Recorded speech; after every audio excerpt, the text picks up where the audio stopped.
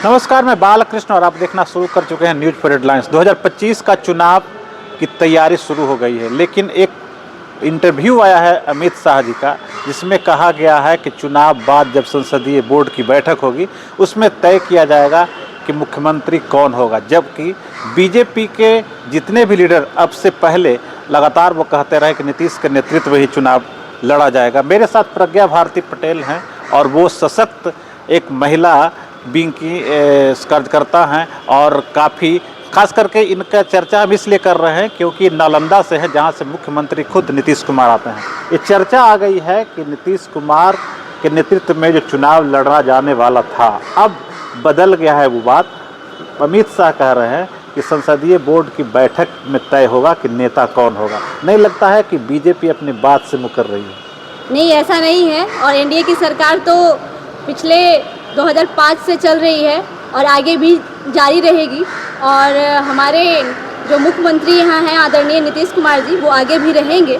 और बाकी जो एक्टिविटी की बात है तो वो सारे शीर्ष नेतृत्व की जो भी फैसला लेंगे वो तो सब लोगों को मंजूर होगा। नहीं, चुनाव लड़ने के लिए साम दाम दंड भेद सभी तरह की बातें सभी पॉलिटिकल पार्टी के लोग करते हैं। तो एक बहुत बड़ी बात थी कि नीतीश कुमार को आगे रख के हमेशा से आप लोग चुनाव लड़ते रहे हैं, और अब जब नीतीश कुमार को कहीं ना कहीं दरकिनार करने के बाद भी आरजेडी भी अब आरोप लगाने लगी है कि बीजेपी कहती कुछ है करती कुछ है, तो नहीं लगता है कि ये मैसेज जनता में खराब जाएगा अगर नीतीश कुमार का जैसे महिला यात्रा भी था वो अचानक स्थगित हो गया? नहीं लगता है कि इसका कोई साइड इफेक्ट है अमित शाह के बयान के बाद? ऐसा कुछ नहीं है। ये आरजेडी वाले तेजस्वी यादव जी और उनके परिवार वालों का सिर्फ और सिर्फ जुमलेबाजी करना है और कुछ नहीं। कुछ दिन पहले जो है जिस तरीके से पिछले दिनों आप लोगों ने सुना कि तेजस्वी यादव जी जो लॉलीपॉप थमा रहे हैं बिहार की महिलाओं को 2500 रुपया देने का, तो सिर्फ और सिर्फ बिहार की महिलाओं को वो बेवकूफ़ बनाने का काम कर रहे हैं। मैं पूछती हूँ तेजस्वी यादव जी से, जब आपके दोनों माता पिता मुख्यमंत्री 15 साल तक बने रहे तो उस समय बिहार की महिलाओं के लिए क्या क्या योजनाएं लाएं और कितने लाभकारी योजनाएं लाएं, पहले आप ये बताएं। जब आपके माता पिता दोनों मुख्यमंत्री थे, सिर्फ और सिर्फ उनके कार्यकाल में महिलाएं निर्वस्त्र होती रही, बलात्कार उद्योग चलता रहा, घोटाला उद्योग चलता रहा, अपहरण उद्योग चलता रहा, जंगल राज उस समय लिप्त था। आप सभी लोग वाकिफ हैं।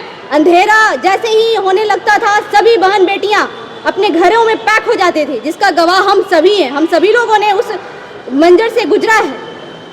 इस तरीके से आज जुमलेबाजी कर रहे हैं तेजस्वी यादव जी, तो मैं पूछती हूँ आपके ही घर में आपकी ही बड़ी भाभी के साथ जिस तरीके से बर्बरता की जाती है, तो कहाँ था उस समय महिला सम्मान? कहाँ था उस समय भाभी सम्मान? उस समय आपका अपने घर में जो हो रहा था एक बेचारी महिला के साथ दुर्व्यवहार, उस समय आपकी आवाज़ नहीं उठी।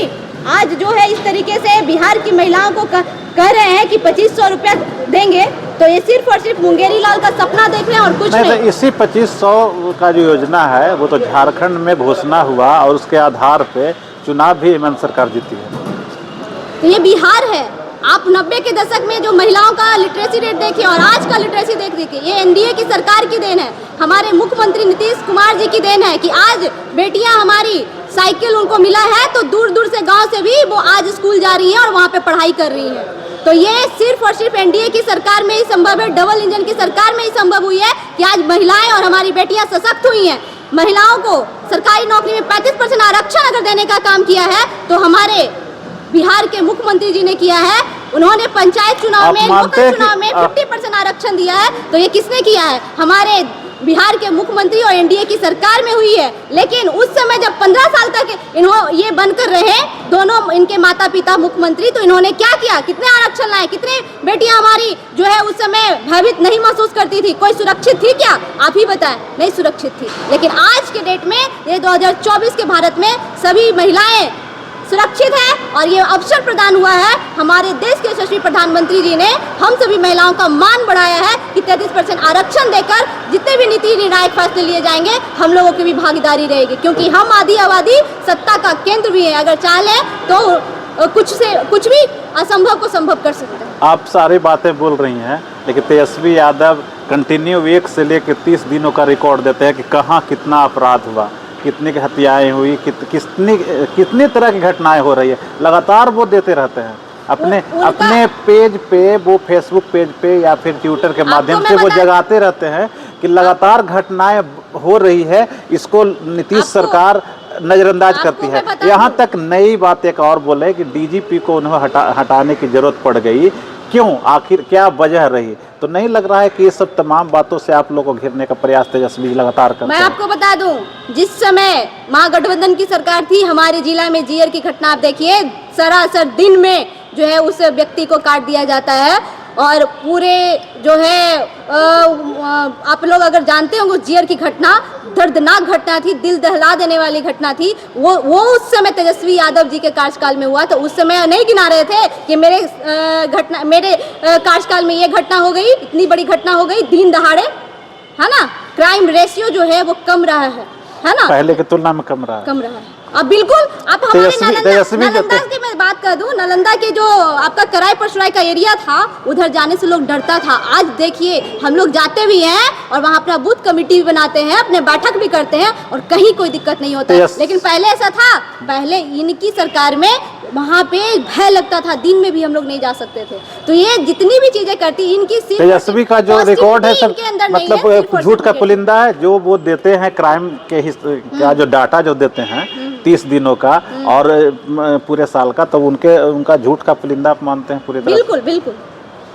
वो बिजली के सवाल पे बोल रहे हैं कि स्मार्ट मीटर, स्मार्ट चीटर बोलते हैं, बहुत सारी बातें कह रहे हैं। और ये बिजली का सवाल जो है 2025 में उनका मेन मुद्दा रहेगा, वो इस बात को भी प्रचारित कर रहे हैं। मैं तो आपको बता दूं ना, प्रधानमंत्री सूर्य घर योजना आप भी जानते हैं।